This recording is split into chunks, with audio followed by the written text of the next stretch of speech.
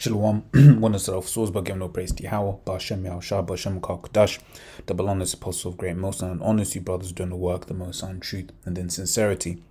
Yahweh's real name of whom the world ignorantly calls God, Jehovah, or Yahweh. His real name is Yahweh. His son's true name is Yahweh Shai. And when we pray Yahweh, Ba'ashem Yahushua, Ba meaning in, Ha meaning then, Sham meaning name. Right, so yeah, this one's on this whole AI. Because I ain't really, played with it that much. Whenever I hear, it just felt like another, which obviously we know where it's heading, we know what it is, right? But finally started playing with it, for myself, and seeing what it was capable of. Because one of the things that I wanted to do, on this website, right, is to be able to add like a did you mean, like you go on Google and you type in something, and then you'll see, did you mean X, Y, and Z, to basically help, just, for certain times when, you misspell stuff and stuff, things like that, get no results, and you're like, I know, how is it spelled this, that, and the other, right? So, I plugged into the, plugged the website, right, into the AI, right, and then, basically use that to generate the did you mean. And it was just like, man, it was actually quite mad, because what it is when you're using these different AI tools, right, it's all about like how you ask the question. And as I was changing the question, stuff like that, the way it was responding, it was just like, man, this man, you see why this man is so proud, right? You see, why he is the way that he is. But ultimately it's because it's the Most High that has given him this knowledge to be able to do so. Right now, I've stuck a big experimental. That's not big, but I've stuck an experimental flag there because some of the results are a bit dodgy.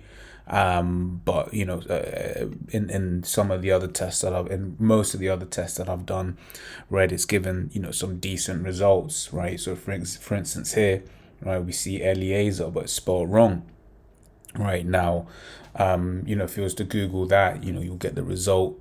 Eventually, right? KJVA Eliezer, but just to plug it in here, right? It's been able to kind of work out what the spelling is, right? Which is Eleazar, right? Doesn't always get it right, right? So we just go into there, and now we see what we want, okay?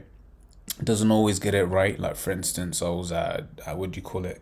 I was looking for this precept here, which we're gonna get later on, right? It says, which is a prudent man foreseeth the evil, right? But I misspelled, foresee. Like, I knew it was, I don't always add in the rest of the word, but you see that prudent, and I'd already done this for like that, and it was like, oh, prudent foresees evil, right? But now we know in the King James it's foreseeth the evil. Right, but it was a decent, starting point to go on from there, right? So then we have, I looked, I was like, yo, what is the, history? When did work on AI start, right? It says in the 40s and 50s, right? A handful of scientists from a variety of fields, maths, right? And this is it, right? People want to, E wants to make it seem like this is some, great whatever, which don't get me wrong, there's a lot of stuff going on in the background, but it is basically maths, right? So that's why whenever you hear about models, really models is just a shitload of data, right? And that's why, for instance, if you've ever used, like, I won't say it, but the different AI tools made by Google, that one is significantly better than, say, the one made by Apple, because, i.e. Siri, because it's got a lot less data to work with. Now Google's been collecting our data for however long, so the more data you have, then the better models you can create. It's probability and mathematics, okay?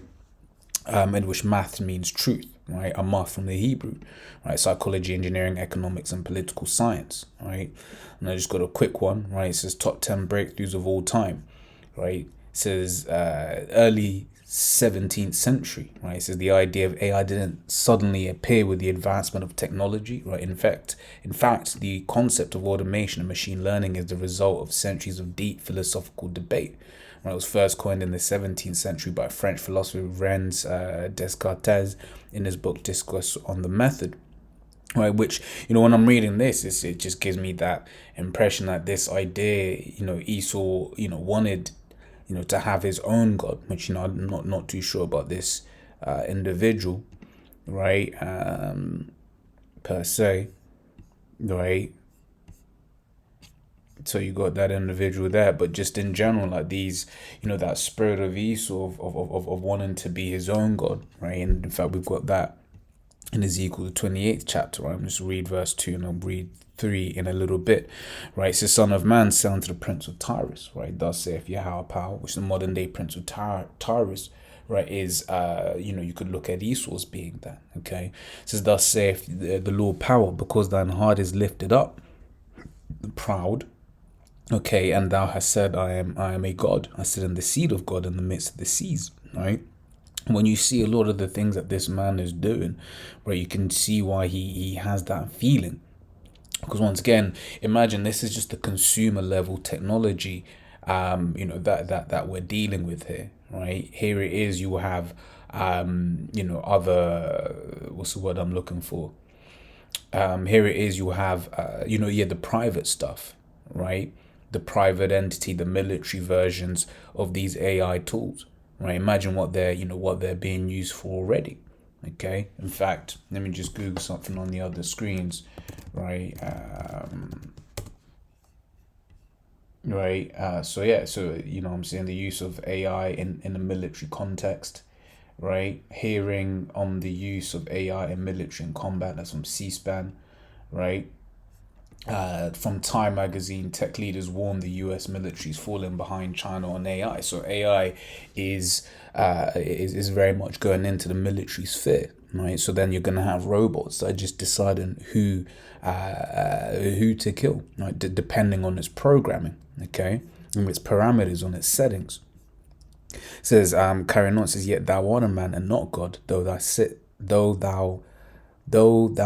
thine heart as the heart of God.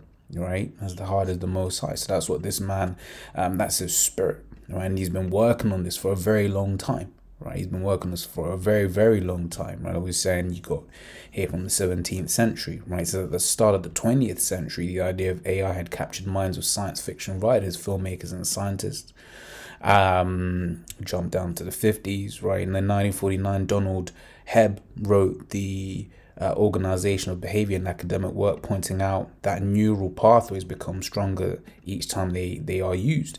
A fundamental concept to understanding how humans grow and learn. As computing advanced in the 50s, this realization gave birth to the idea of simulating a hypothetical neural network using computers, right? Which is why even when you look into this nowadays, it's even still called a neural network, right? It says ELIZA, right? Which let me look up what ELIZA. I believe that's short for Elizabeth.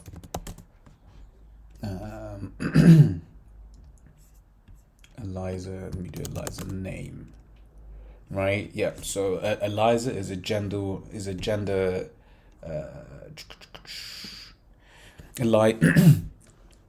Eliza is a gender-neutral name of Hebrew origin. It is an abbreviation of Elizabeth, meaning God is satisfaction, right?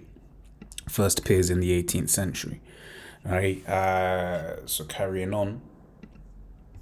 This is AI finds its first use case, and then, goes off to basically what we have here, right? But once again, the point is that these guys have been, working on this technology for a long time, right?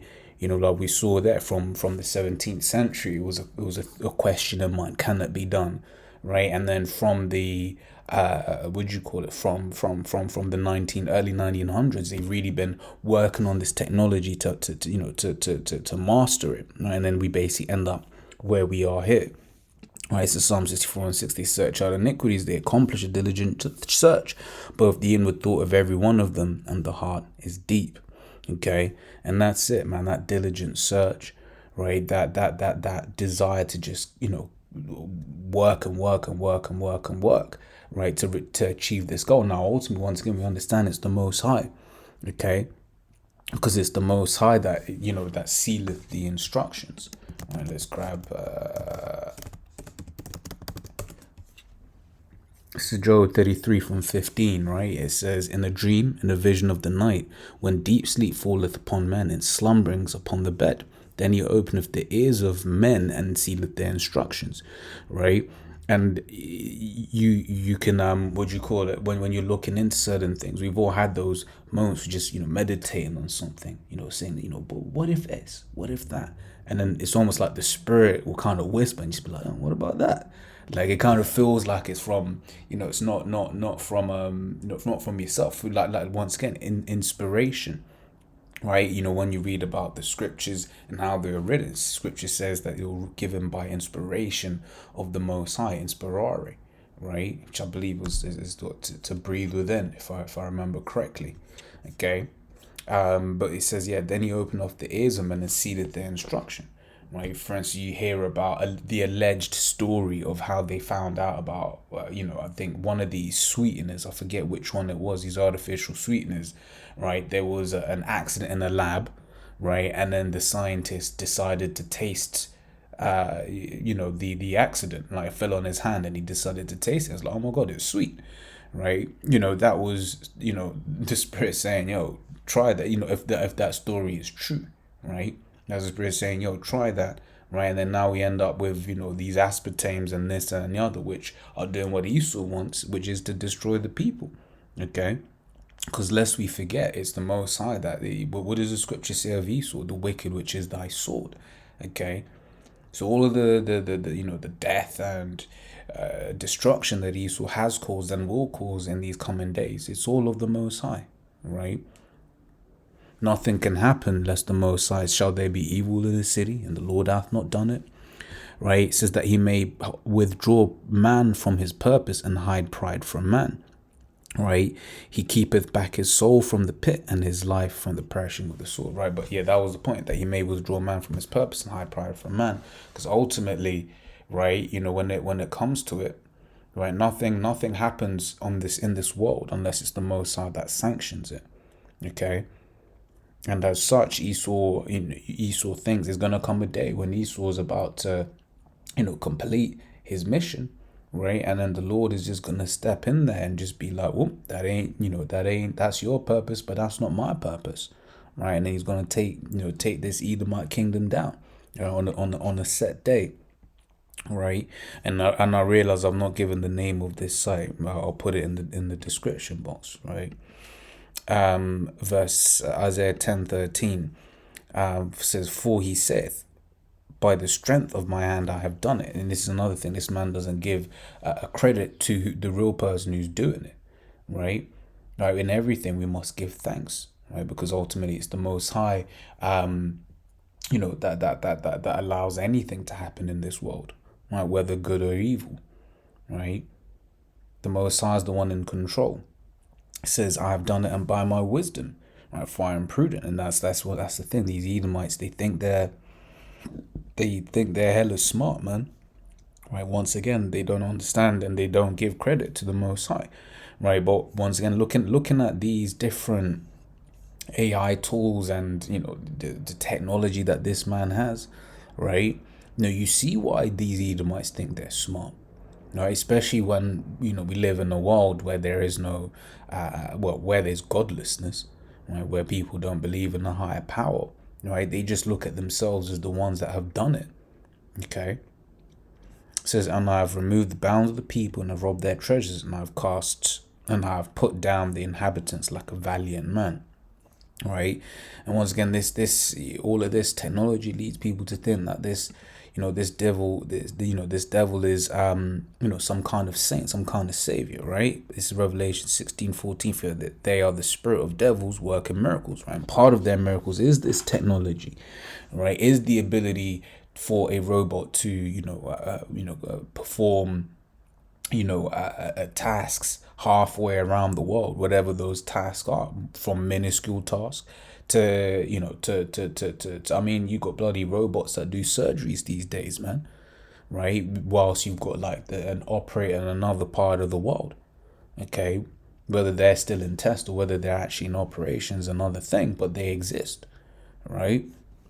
It says, which go forth unto the kings of the earth and the whole world to gather them to the battle of that great day of the Most High Almighty. Okay, so once again, people are seeing all these different things that Esau can do, right? And then this is what we end up in 2 Corinthians 11:14. And no marvel, right? For Satan himself is transformed into an angel of light. Right? So these people, they can't see what the plan is. Right? Here it is, you've got this man that's the devil, right? But guess what? Like he's got plans to slaughter the majority of the people on the face of the planet Earth, right? While slaughtering the entirety of the Israelites. Right? That's his plan. That is his desire, right? But when people are looking at his AI, right, yeah, you got some that are like, oh, it's a bit, Terminator, jobs are gonna go, right? But ultimately, what are they doing? They're marveling at this man, right? They're deep in their hearts thinking, who can take this man down, right? But this is where we are. This is Proverbs 22:3. It says, a prudent man foreseeth the evil and hideth himself, but the simple pass on and are punished.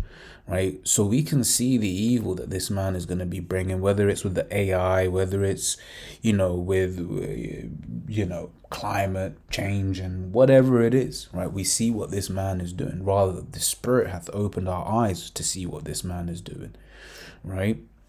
And that's it.